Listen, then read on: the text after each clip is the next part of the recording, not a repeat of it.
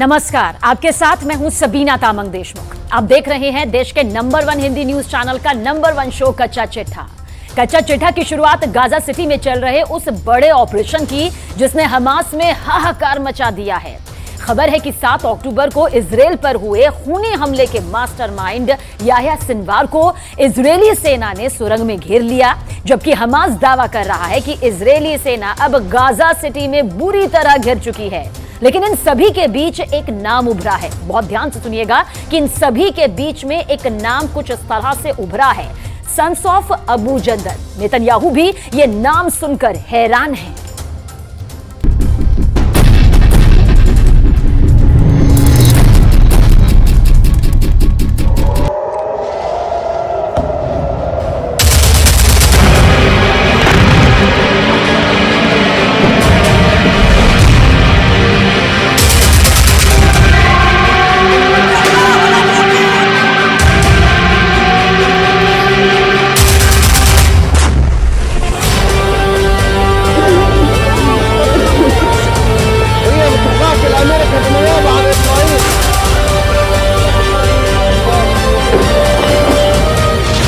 Israel का काल बना सन्स ऑफ अबू जंदल।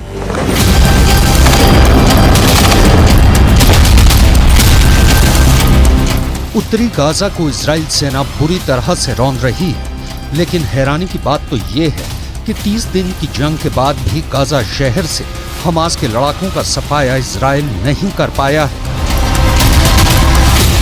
खबर तो यहां तक आ चुकी है कि हमास, हिजबुल्लाह और अब फिलिस्तीन के सबसे खूंखार ग्रुप सन्स ऑफ अबू जंदल ने इजरायली सेना के खिलाफ मोर्चा खोल दिया है। हम आपको बता दें, सन्स ऑफ अबू जंदल के लड़ाकों ने फिलिस्तीन के राष्ट्रपति महमूद अब्बास को सिर्फ 24 घंटे का वक्त दिया है कि वो इजराइल के खिलाफ फिलिस्तीन की तरफ से भीषण और आर पार की जंग का ऐलान करें, नहीं तो महमूद अब्बास को भी सन्स ऑफ अबू जंदल जिंदा नहीं छोड़ेगा। हम आपको ये भी दिखाएंगे कि क्यों इजरायली सेना आनन फानन में ऐलान कर रही है कि उसने 7 अक्टूबर हमले के असली मास्टरमाइंड हमास के टॉप कमांडर याह्या सिनवार को गाजा की सुरंगों में घेर लिया है। हम आपको ये बताएंगे क्यों इजरायली सेना को हमास से लड़ने के लिए अमेरिका, फ्रांस और यूरोपीय देशों से बेहद घातक हथियार और बंकर बस्टर बमों की जरूरत पड़ रही है।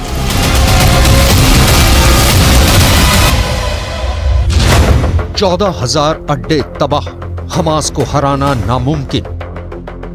24 घंटे में 450 से ज्यादा हमले उत्तरी गाजा में इजराइल कर चुका है। एक आंकड़े के मुताबिक हर घंटे गाजा में 15 लोग इजरायली हमले में मारे जा रहे हैं। यहां तक कि हर घंटे में 12 से ज्यादा इमारतें इजराइल के हवाई हमलों में तबाह हो रही हैं।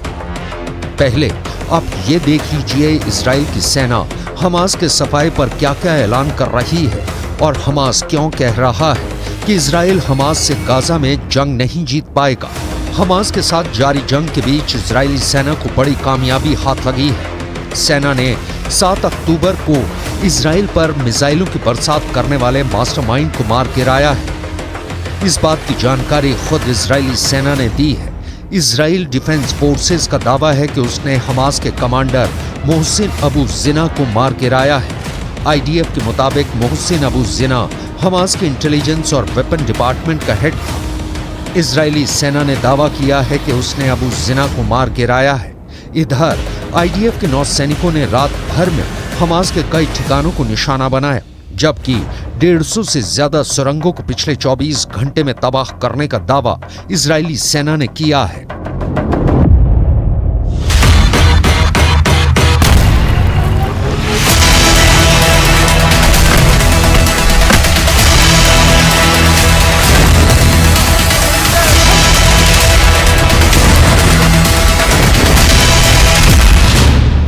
घिर गया कमांडर याह्या सिनवार। हालांकि हमास, हिजबुल्लाह और हूती के साझा हमलों की वजह से इजराइल की मुश्किलें बढ़ गई हैं। इसके बावजूद इजरायली फौज ना रुकी है, ना झुकी है। चुनौतियों को स्वीकार कर आईडीएफ जवान करारा जवाब दे रहे हैं। इजरायली सेना और उनके भारी भरकम टैंक तबाही मचा रहे हैं। जमीन पर जंग अब चरम पर पहुंच चुकी है। इजरायली रक्षा मंत्री भी गाजा पहुंच चुके हैं। वहां वो अपने सैनिकों की जमकर हौसला अफजाई कर रहे हैं। खबर तो यहां तक आ रही है कि गाजा के बिन लादेन के नाम से कुख्यात याहिया सिनवार को इजरायली सेना ने एक सुरंग में चारों तरफ से घेर लिया है। हमास के टॉप लीडर याहिया सिनवार को बंकर में घेरने का दावा किया गया है। सुरंग में बुरी तरह से फंस चुके सिनवार की सुरंग पर हवाई हमले किए जा रहे हैं, जबकि जमीन पर इजरायली सेना ताबड़तोड़ हमले सुरंग पर कर रही है। इजराइल डिफेंस फोर्सेस का कहना है कि उसके हमले में हमास के कम से कम 10 लड़ाके मारे जा चुके हैं। ये वो आतंकी थे जिन्होंने अल कुद्स अस्पताल के पास एक बिल्डिंग में शरण ली थी। इसी के पास की ही एक सुरंग में याहिया सिनवार मौजूद है, जो अब इजरायली सेना के टारगेट पर आ चुका है। 7 अक्टूबर को इजराइल पर हुए खूनी हमलों का असली मास्टरमाइंड याहिया सिनवार ही है, जिसे अब इजराइल मारने जा रहा है। इजराइल ने गाजा में हमास के लड़ाकों को ऑफर दिया है कि या तो हमास के लड़ाके खुद ही सिनवार को मार दें या उसे इजराइल को सौंप दें। अगर ऐसा हुआ तो युद्ध खत्म हो जाएगा। इजराइल के रक्षा मंत्री योव गैलेंट ने सिनवार के छिपे होने के सटीक स्थान का खुलासा नहीं किया।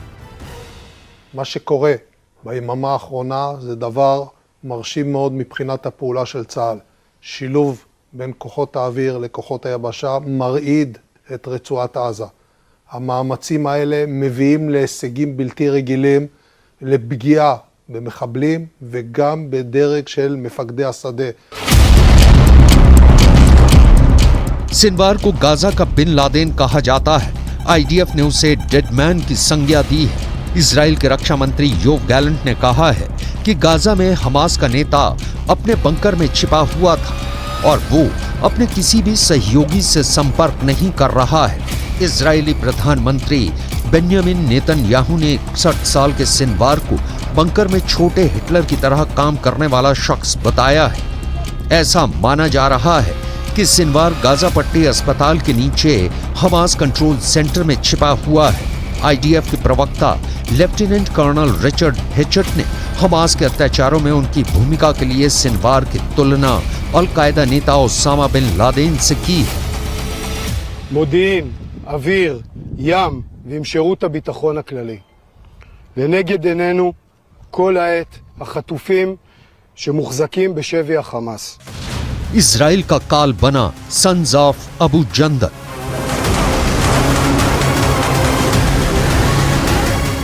गाजा में जब से जमीनी हमले इजराइल ने शुरू किए हैं, तब से 34 से ज्यादा इजरायली सैनिक मारे जा चुके हैं। इजराइल 2 दर्जन के करीब टैंक भी तबाह करने का दावा हमास कर रहा है। हमास के साथ हिजबुल्ला और हूथी के लड़ाके ही जंग नहीं कर रहे हैं, बल्कि अब तो सन्स ऑफ अबू जंदल के लड़ाके इजराइल के खिलाफ जंग में कूद पड़े हैं। सन्स ऑफ अबू जंदल लड़ाके फिलिस्तीन के राष्ट्रपति महमूद अब्बास से इसलिए बेहद नाराज हैं क्योंकि फिलिस्तीन के राष्ट्रपति ने जंग के 30 दिन बाद भी इजराइल के खिलाफ युद्ध का ऐलान नहीं किया है। अब फिलिस्तीन के राष्ट्रपति महमूद अब्बास को सिर्फ 24 घंटे का वक्त दिया गया है। या तो इजराइल के खिलाफ युद्ध करो या फिर अपनी मौत का इंतजार करो। आप इस वीडियो को देखिए जहां फिलिस्तीनी प्रेसिडेंट महमूद अब्बास के काफिले पर आतंकी हमले का दावा किया गया है। इस हमले में राष्ट्रपति महमूद अब्बास का एक बॉडीगार्ड मारा गया है। मीडिया रिपोर्ट्स के मुताबिक हमला वेस्ट बैंक में हुआ। वहीं तुर्की न्यूज़पेपर के मुताबिक हमले की जिम्मेदारी सन्स ऑफ अबू जंदल नाम के संगठन ने ली है। इसमें गोली लगने के बाद बॉडीगार्ड जमीन पर गिरता दिख रहा है। מאז תחילת התמרון הקרקעי השמדנו אין ספור מפקדות, מנהרות, בסיסים, מתקנים של החמאס. החמאס מגלה שאנחנו מגיעים למקומות שהוא לא חשב שנגיע אליהם. 14,000 अड्डे तबाह, हमास को हराना नामुमकिन। कुल मिलाकर अब यह देखना होगा कि क्या हमास के टॉप कमांडर याहिया सिनवार के मारे जाने के बाद जंग रुकेगी या फिर भड़केगी।